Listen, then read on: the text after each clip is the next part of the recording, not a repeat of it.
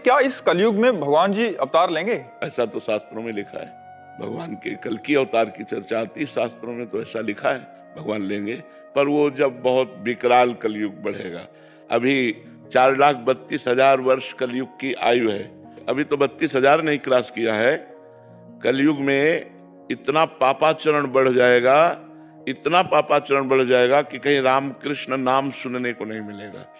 देखो धीरे धीरे उसका प्रभाव बढ़ रहा है।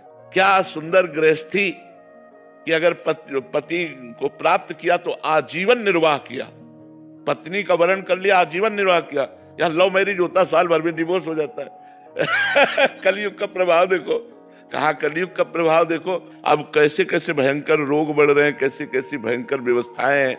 अब एक आदमी को परेशानी, अस्पताल जाए तो दवा मिलना तो बाद की बात है, पहले 10-5 हजार रुपया खर्चा करो इस बात के लिए कि तुम्हें है क्या। अब वो सब रिपोर्टें देखकर निर्णय करेंगे कि आपको है क्या।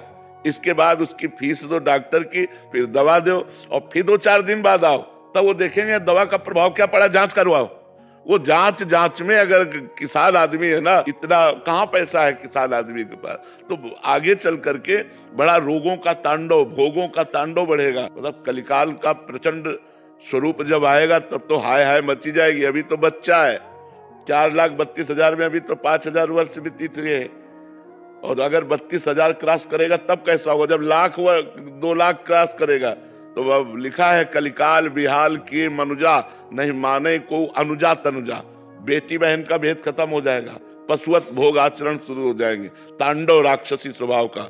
जब ऐसा महाभयंकर पापाचरण होगा तो उस समय भगवान का अवतार हुआ, कल की अवतार। फिर वो दुष्टों का विनाश करके तब फिर सतयुग आ जाएगा।